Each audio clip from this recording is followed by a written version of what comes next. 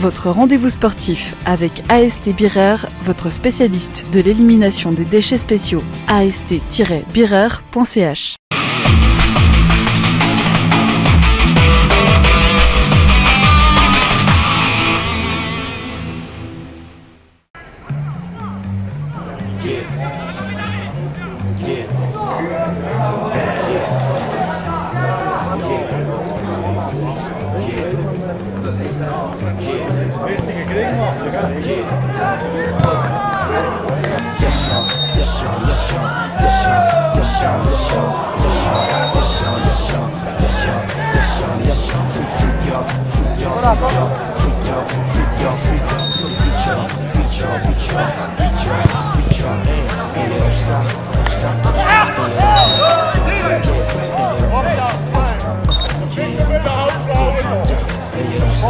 Questo è Felipe Lorenzo.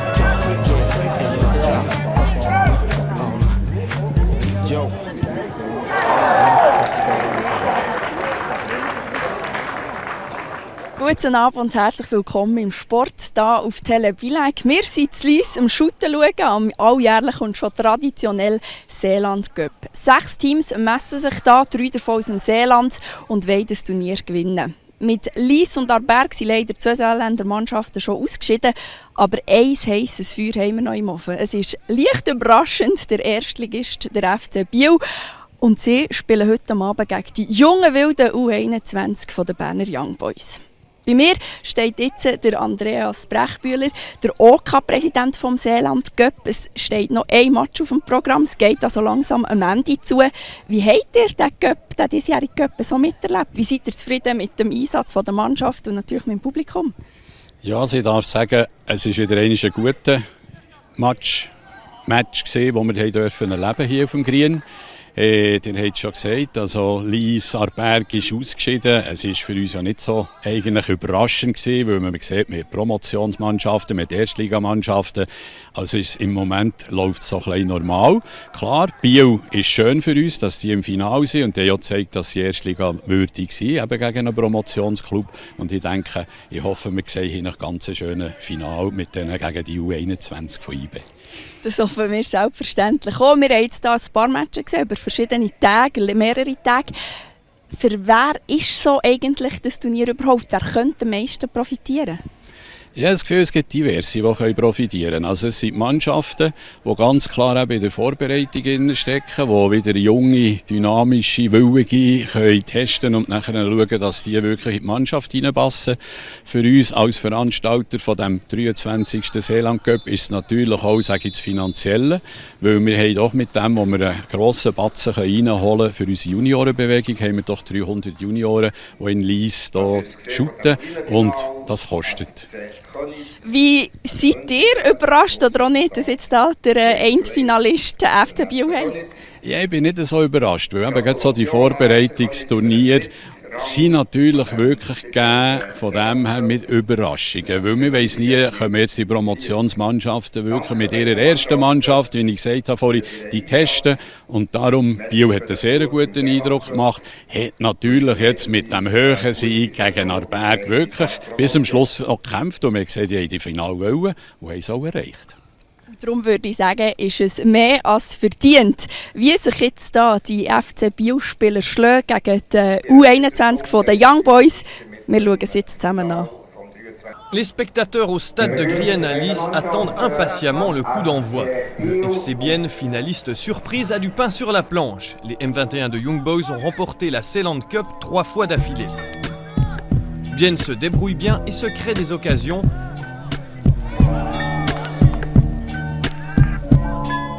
Mais c'est IB qui ouvre la marque à la 25e minute par Steve Perrault-Tocam.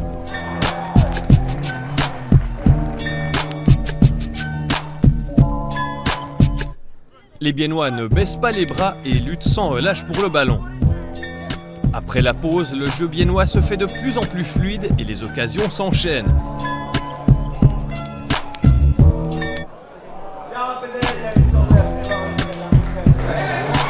Cela finit par payer à la 49e minute de jeu grâce à Nolan Nuzzolo. Après l'égalisation, le jeu devient plus dur.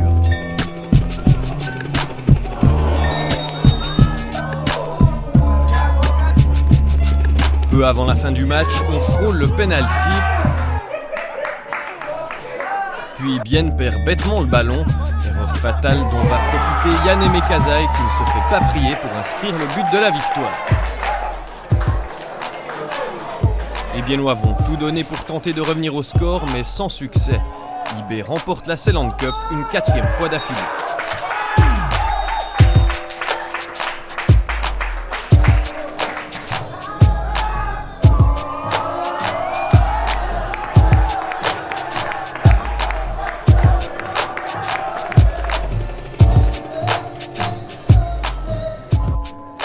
La fête est quelque peu douloureuse pour le gardien remplaçant des Young Boys. Il reçoit le trophée en plein visage lorsque son coéquipier le soulève.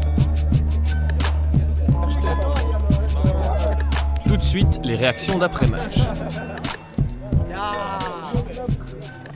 Et voilà, nous sommes avec un entraîneur heureux, Joël Magnin. C'est l'entraîneur des Young Boys M21. Félicitations pour cette victoire, un peu chanceuse, mais une victoire quand même. Sur l'ensemble du tournoi, vous êtes content des performances de vos joueurs ? Tout d'abord, on vient toujours ici pour gagner, c'est clair. Quand on est IB, on veut gagner partout. Ça, c'est un objectif, que ce soit un match amical ou un tournoi. Match, victoire chanceuse, oui, c'est clair que Bienne a eu plus le ballon que nous aujourd'hui. On s'attendait à avoir un peu plus le ballon, mais au milieu de terrain avec les frères Cheoli, ils nous ont posé beaucoup de problèmes. Et nous, on s'est plus appuyé sur nos jeux de transition. Ouais, on a un petit peu, c'est clair, sur la fin, on a eu un petit coup de pouce, mais il faut la provoquer. Et cette Coupe du Seeland, c'est vraiment pour la gagner que vous venez, ou bien c'est quand même la préparation de votre saison ? Est-ce que c'est important de jouer dans un tournoi comme ça ? Bon, mais nous, on a toujours deux objectifs. Comme je l'ai dit, le premier objectif, c'est donner du temps de jeu à tout le monde. Et le deuxième, c'est gagner. Donc il faut déjà installer chez ces jeunes joueurs cette mentalité de gagneur. Donc on est content qu'on a joué aujourd'hui. Mais c'est clair qu'on vient aussi pour essayer de développer un projet de jeu pour la saison. Et là, vous les sentez comment avant le début de la saison ? Toutes les choses sont en place ou il y a encore beaucoup de travail ? Non, il y a toujours beaucoup de travail. On a beaucoup de joueurs de moins de 18 qui sont montés, donc qui arrivent dans le football des actifs. Donc c'est un grand pas pour eux. Et on l'a vu certaines fois contre des joueurs expérimentés, on n'est pas toujours à l'aise. Et puis après la Coupe du Monde, je pense qu'ils ont tous regardé, dans des jeunes joueurs comme ça, est-ce qu'il y a eu un effet Mbappé un peu dans l'équipe ? Est-ce que voilà, un gamin de 19 ans là, qui devient une star de l'équipe de France, est-ce que ça marque vos joueurs ? Est-ce que ça les motive ou au contraire ça les décourage ? Ils se disent on n'y arrivera jamais. Non, mais je pense que le plus important c'est de rester comme on est. Donc il ne faut pas essayer de jouer un autre rôle. Moi je suis comme je suis, et le centre avant il est comme il est. Il ne faut pas qu'il essaye d'être comme Mbappé. Ça c'est une chose qui est très importante. Mais il y a eu des idées, je pense que chez les jeunes ils ont vu certaines choses, des petites nouveautés et ils essaient de mettre ça en pratique aussi dans les matchs. Mais je pense qu'il faut rester les pieds sur terre et puis connaître ses forces et ses faiblesses. Et en regardant de l'autre côté du terrain, le néo-promu Bienne, est-ce que vous avez trouvé que Bienne était à sa place en première ligue ? Comme je l'ai dit, ils m'ont impressionné aujourd'hui parce qu'ils avaient vraiment une bonne possession de ballon. Ils avaient les deux frères Cheoli au milieu qui m'ont vraiment bien plu. Ils ont fait la musique au milieu, les deux. C'est clair qu'il manquait un petit peu dans la zone finale, un petit peu plus de percussion. Et je pense que Bienne doit faire attention vraiment dans les transitions parce qu'ils aiment bien le ballon, mais quand ils perdent le ballon, il faut être prêt là aussi. Eh bien, merci pour ces explications. Et puis, on va écouter le son de cloche du côté de l'entraîneur du FC Bienne. Merci beaucoup, Joël Magnin, et encore bravo pour cette coupe. Merci. Voilà, donc je passe le relais à Manon Schild, qui, elle, est du côté des Biennois, un peu déçus, bien sûr. Ja, bei mir steht jetzt der Kurt Baumann, der Trainer vom FCB. Und mir denkt, die Enttäuschung ist ihm schon ein bisschen ins Gesicht geschrieben. So kurz nach dem Spiel kann man vielleicht gleich schon etwas Positives mitnehmen. Ja, wir können viel Positives mitnehmen. Vor allem die zweite Halbzeit hat mir wirklich imponiert. Das war hervorragend und ist klar, ich habe der Mannschaft gesagt, sie haben sich nicht belohnt für den guten Auftritt und von dem her ist es schade, wenn man nachher so mit einem dummen Fehler den Match noch verliert. Aber okay, ich denke, das Wichtigste ist, was wir können mithalten und in dem Sinn auf der Leistung können wir aufbauen und ich denke, jetzt haben wir noch 10 Tage Zeit und dann sind wir parat für den Meisterschaftsstart gegen Zug. Das klingt doch schon mal sehr positiv. Im Großen und Ganzen eine Top-Leistung, die die Mannschaft gezeigt hat. Wie ist jetzt das, wenn man eben nicht das positive Ende doch nicht gefunden hat? Ja, es ist klar, wenn es so in einem Finale ist und es um einen Pokal geht. Ich habe ein WhatsApp geschrieben, wir wollen diesen Pokal und wir wollen alles machen für den Sieg. Und das hat man, glaube ich, auch gesehen. Und im Endeffekt ist halt immer noch ein Gegner da, der ein kleines glücklicher Ende hatte und der sicher auch stark und seine Qualitäten hat. Und ja, jetzt, das müssen wir abhökeln. Ich glaube, mit dem können wir umgehen. Und, wir haben, glaube ich, genug Selbstvertrauen von den letzten 2 Jahren, dass wir nicht dem werden zerbrechen. Aber kann man vielleicht gleich sagen, was hat jetzt am Schluss gefällt, dass es nicht gelangt hat? Ja, es hat gefällt, dass wir die Chancen nicht gemacht haben. Sie haben, glaube ich, eine gehabt. Wir haben sicher 2, 3 ganz gute Chancen und haben sie nicht gemacht. Und haben es natürlich nachher mit dem halben Eigengoal oder mehr oder weniger Eigengoal die Früchte von Arbeit gebracht. Aber ihr könnt sagen, Stand heute, das Team ist da, wo sie sein sollte, bevor es mit der Meisterschaft losgeht? Ja, ich bin zuversichtlich. Ich habe das Gefühl, wir sind konditionell parat, wir sind fit. Also da mache ich mir keine Sorgen. Wir haben sehr intensiv trainiert, auch diese Woche. Wir haben morgen noch ein Training. Also ich bin überzeugt, die da waren und trainiert haben, die sind parat. Merci vielmals für die Einschätzung so kurz nach dem Spiel. Wir wechseln vom einen Turnier zum anderen. Wir wechseln den Rasen gegen Sand und gehen ans Lake Life Festival auf Biel. Dort war nämlich Beach Tour zu Gast.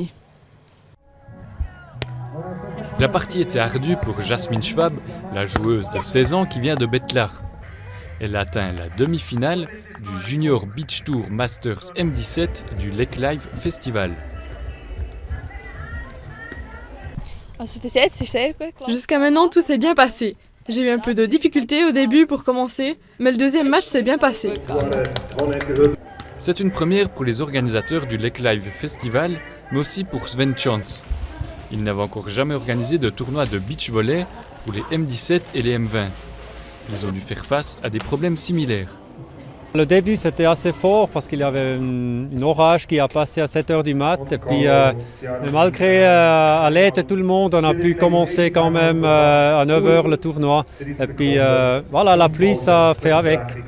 Ça se passe plutôt bien pour Jasmine Schwab et sa coéquipière. Les 2 juniors ont pourtant perdu de peu la première manche. Elles ont donc dû redoubler d'efforts dans le deuxième set. D'après Sven Chance, il y a beaucoup de joueuses dans cette catégorie d'âge. M21 qu'on joue ici, c'est la première fois qu'on fait un master, c'est-à-dire il y a peu d'équipes. Et puis en M17, par contre, il y en a tellement beaucoup d'équipes qui veulent jouer, qui veulent participer, qu'on a pu faire un tableau à 12. Donc on verra ce que ça va donner pour le futur.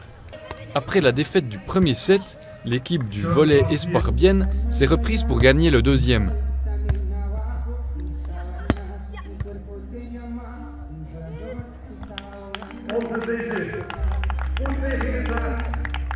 Il faudra donc une 3e manche pour se départager. Jasmine Schwab et sa coéquipière se sont donnés à fond et remportent la demi-finale. Prochain but, remporter la finale. Mais ces objectifs ne s'arrêtent pas là. Oui, naturellement, j'aimerais monter le plus possible. Certainement faire partie des meilleures joueuses suisses et oui, ensuite aller le plus loin possible. 3 sets plus tard, l'équipe de Jasmine Schwab décrochera le titre de championne du tournoi en remportant la finale. Une façon de se rapprocher un peu plus de son but. Voilà, les gradins se sont vidés, la lune s'est levée. C'est la fin de la Coupe du Seeland, remportée une fois de plus par les Young Boys de moins de 21 ans. C'est aussi la fin de notre émission Sport. Je vous souhaite un très bon début de semaine et je vous dis bientôt sur Télé Bilingue.